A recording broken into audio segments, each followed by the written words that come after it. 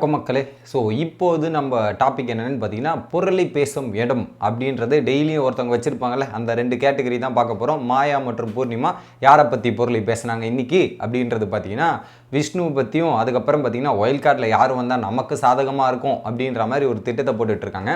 மாயாவுக்கு ஒரு டவுட் இருக்குது. விஷ்ணு போயிட்டு இந்த பூகம்பம் டாஸ்க்கை நியாயமாக விளையாடினாரா இல்லை வேணுத்துக்கிட்டே தோத்தாரா அப்படின்ற பல கேள்விகள் கேட்குறாங்க. இல்லைங்க, அந்த மாதிரி ஒரு குரூப் டிஸ்கஷன் நடந்ததுங்க. ஸோ விஷ்ணு வந்து கேட்டார், அங்கே உள்ளே இருக்கும்போது எல்லாருக்கிட்டையும் டிஸ்கஷன் நடந்தது, இந்த மாதிரிலாம் நடந்தது. பட் அவர் வெளியே ஏதோ பேசிட்டு இது யோசிச்சுட்டு வந்தார் போல். ஏன்னா அவரை வந்து அக்ஷயா வந்து பல வாட்டி 3-4 இடத்துல வந்து குத்துற மாதிரி பேசியிருக்காங்க, எல்லாத்துலேயும் பண்ணியிருக்காங்களா. அப்புறம் என்ன நாமினேட் பண்ணுற ஆளை நான் எதுக்கடா ஜெயிக்க வைக்கணும், அவங்கள வெளியே அனுப்புனதுன்னு நான் பார்க்கணும் அப்படின்ற மாதிரி டிஸ்கஷன் நடந்தது.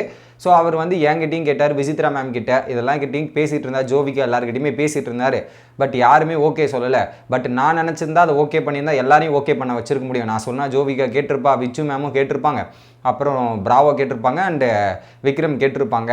பட் எனக்கு என்ன பயமாயிருச்சுன்னா, நானும் விசித்ரா மேமும் நாமினேஷனில் இருக்கும், பிராவோவும் நாமினேஷனில் இருக்கும். ஸோ இப்போ நம்ம அவர் பேச்சை கேட்டு நம்ம டாஸ்க்கை தோக்கலான்னு விளையாடணும்னு வச்சுங்க, நமக்கே பேக் ஃபயர் ஆகிடுச்சு, நமக்கே ஆப் ஆகிடுச்சுன்னு வச்சுங்க, நான் போய் மாட்டிப்பேன். அதுக்கப்புறம் எனக்கே பெரிய ரிஸ்க் ஆயிரும் அப்படின்ற ஒரு பயத்தில் தான் நான் வந்து வேணான்னு சொல்லிட்டேன்.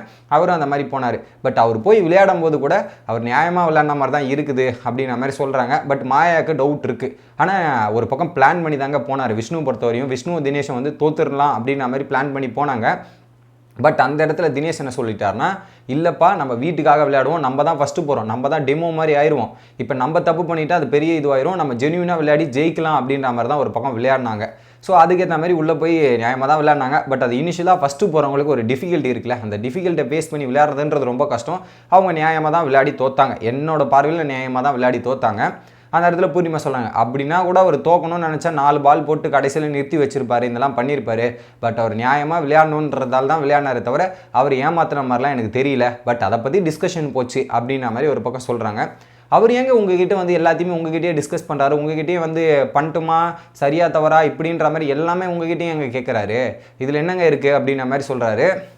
உடனே மாயா கேட்குறாங்க, உடனே வந்து அது தெரிலங்க, ஆனால் என்கிட்ட வந்து அடிக்கடி ஒரு விஷயத்த மட்டும் அடிக்கடி சொல்லிட்டு இருக்காரு, நீ வந்து உன் கேமை சேஞ்ச் பண்ணணும், நீ இப்படி இருக்கிறது நல்லதில்லை, உனக்கு ஏதோ இது ஆகுது, நீ சேஞ்ச் பண்ணிக்கிறியா, நான் சொல்கிறேன் சேஞ்ச் பண்ணிக்கிறியா அப்படின்னு கேட்குறாரு.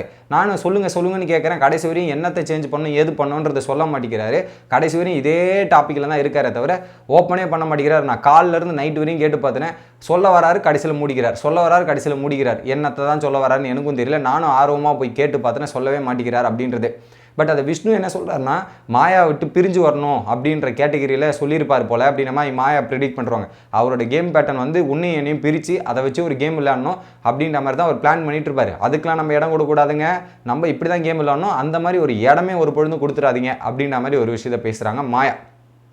அடுத்ததாக பார்த்தீங்கன்னா கேப்டன்சி. ஸோ அடுத்த வாரம் கேப்டன் ஆகணும்னு என்கிட்ட கேட்குறாருங்க, நான் ஓட்டு போடலான்னு சொல்கிறேன், அதான் நீங்கள் எதனா சொல்லுங்கள், அதுக்கேற்ற மாதிரி பார்த்து அவர் ஓட்டு போட்டு கேப்டன் ஆக்கி விட்டுறலாம் அப்படின்ற மாதிரி கேட்குறாங்க மாயா. வாய்ப்பே இல்லை, விஷ்ணுலாம் கேப்டனே ஆகக்கூடாதுங்க, எனக்கு அவரை பிடிக்காது, கேப்டன் ஆகக்கூடாது.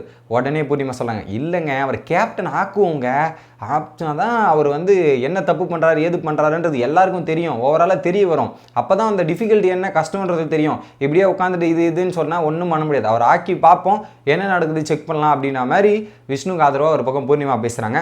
இதெல்லாம் ஒரு பக்கம் போக அடுத்ததாக என்ன பேசுகிறாங்கன்னு பார்த்தீங்கன்னா, ஒயில்ட் கார்டாக யார் வரணும் அப்படின்ற மாதிரி சைகை மூலியமாக பேசுகிறாங்களாம் அந்த கிச்சனில் வந்து. ஸோ பிக் பாஸ் சைடில் ஒரு பக்கம் இவங்க நிற்கிறாங்க, மாயா நிற்கிறாங்க, ஸ்மால் பாஸ் சைட்லேருந்து பூர்ணிமா, இவங்க 2 பேர் சைகை மூலிமா கேமரா கீழே வச்சு மறைச்சிக்கிட்டு சைகை மூலிமா ஆக்ஷன் காமிக்கிறது என்ன இது பண்ணுறது என்னன்ற மாதிரி இவங்களுக்கு விதிமீறல் பண்ணாமல் இருக்கவே மாட்டாங்க போல. தொடர்ந்து விதியை மீறி தான் இவங்க டாஸ்க்கை டிஸ்கஸ் பண்ணுவாங்க போல. ஸோ விஜய் வர்மா வந்தால் நமக்கு பாசிட்டிவாக இருக்கும், நம்ம அழகாக ஏறி நம்ம போயிடலாம், ஃபினாலே வெளியே போயிட்டு நம்ம வாய்ப்பு கெடுக்கும் அப்படின்ற மாதிரி விஜய் வர்மாவை பற்றி ஒரு பக்கம் டிஸ்கஷன் போகுது. இது ஒரு பக்கம் போயிட்டுருக்கு. அடுத்ததாக பார்த்தீங்கன்னா, நமக்கு என்ன ஏன் இப்படி நடக்குது, நமக்கு மட்டும் ஏன் அப்படி நடக்குது அப்படின்ற மாதிரி யோசிக்கும் போது அந்த சாட்டர்டே எபிசோட் சண்டே எபிசோடில் ஒரு பக்கம் யோசிச்சு பார்க்குறாங்க. ஸோ அர்ச்சனா வந்து நம்மளை பற்றி பேசும்போது ஒரு கார்டு இப்படி வச்சுட்டு என்னை திருப்பி வச்சும்போது அர்ச்சனா சொன்ன ரீசன் அப்போ பயங்கரமாக கைத்தட்டல் வந்தது, இதெல்லாம் வந்துச்சு. அப்போது ஜால்ரான்ற மாதிரி நம்மளை மீன் பண்ணுறாங்களோ, உங்களுக்கு ஜால்ரா நானுன்ற மாதிரி மீன் பண்ணுறாங்களோ, இல்லை உங்களுக்கு கூட நான் மிக்ஸ் பண்ணி நான் ஏதோ பண்ணுறேன்ற மாதிரி என்ன மீன் பண்ணுறாங்களோ அப்படின்ற மாதிரி டிசிஷன் பண்ணி யோசிச்சுட்டு இருக்காங்க. என்ன தான் தப்பாக இருக்குது, ஏதோ ஒன்று சொல்கிறாங்க அப்படின்ற மாதிரி நம்மளை தான் மீன் பண்ணி சொல்கிறாங்க. நான் உங்களுக்கு ஜாலரா அடிக்கிறேன்னா நீங்கள் எனக்கு ஜாலரா அடிக்கிறேன்னா இந்த கான்செப்டில் தான் பேசிகிட்டு இருக்காங்க. அதுக்கேற்ற மாதிரி ஆடியன்ஸும் ஒரு கை தட்டிட்டு இருக்காங்க. இதெல்லாம் விஜய் வந்தால் ஒரு பக்கம் கிளியர் ஆயிரும். அதை தவிர்த்து பார்த்தீங்கன்னா அர்ச்சனாவே இதுக்கப்புறம் வந்து அது பக்கம் வந்து ஸ்ப்ரேஸே நம்ம பேசக்கூடாதுங்க, பேசி அவங்களுக்கு ஸ்கோப் கொடுக்குறோம் போல், ஸ்க்ரீன் பேச கொடுக்குறோம் போல், நம்ம பேசாமல் நிறுத்துறது தான் அவங்களுக்கு நல்லது அப்படின்ற மாதிரி ஒரு பக்கம் பூர்ணிமா பிளான் பண்ணி இதெல்லாம் பண்ணிட்டு இருக்காங்க. ஸோ மெயினாக விஜய் வர்மாவை எதிர்பார்த்துட்டு இருக்காங்க. குறிப்பாக நாளைக்கு டாஸ்க் எப்படியாவது ஜெயிச்சிடணுங்க, அதுக்கேற்ற மாதிரி கேம் விளையாடணுன்றங்க அப்படின்ற மாதிரி ஒரு பக்கம் பிளானிங் தீவிரமாக போயிட்டு இருக்கு. பட் டாஸ்க் பிக் பாஸ் எப்படி வைக்க போகிறாரோ என்னத்தை செய்ய போகிறாரோன்றது தெரியல. பட் விஜய் வர்மா வந்தால் ஒரு மிகப்பெரிய பாசிட்டிவ் வந்து அவங்களுக்கு அமையுங்க. மாயா மற்றும் பூர்ணிமாவுக்கு ஒரு பாசிட்டிவ் அமையும். ஏன்னா மற்றவங்க யார் சொன்னாலும் விஜய் கேட்க மாட்டாங்க. ஆனால் விஜய் வர்மா சொன்னாங்கன்னா மாயா கேட்பாங்க, வெளியே எப்படி தான் இருக்குது அப்படி தான் இருக்குன்னு. ஏன்னா உள்ளே இருக்கவங்க எல்லாருமே என்ன பண்ணிட்டாங்க, வைல்ட் கார்டெலாம் மாயாவோட நெகட்டிவ் வச்சு நம்ம கேம் விளாட்லான்னு விளையாட்டாங்க. அதே விஜய் வர்மா வந்து சொன்னார்னு வச்சுங்களேன், மேபி அவரும் ஒரு நல்ல பிளேயராக இருந்தால் அதை யூஸ் பண்ணி அவரும் கேம் விளையாடலாம். இல்லை நான் மாயாவுக்கு ஹெல்ப் பண்ணுவேன் அப்படின்னு சொல்லிட்டு அவர் சொன்னார்னா, ஸோ மாயா கொஞ்சம் கேமை மாற்றி அதுக்கேற்ற மாதிரி டைரக்ஷன் மூவ் ஆகிறதுக்கான அதிகபட்சமான வாய்ப்பு இருக்குது. ஸோ இந்த மாதிரி டிஸ்கஷன் போது நீங்கள் என்ன நினைக்கிறீங்க அப்படின்றது கமெண்ட் பண்ணுங்க.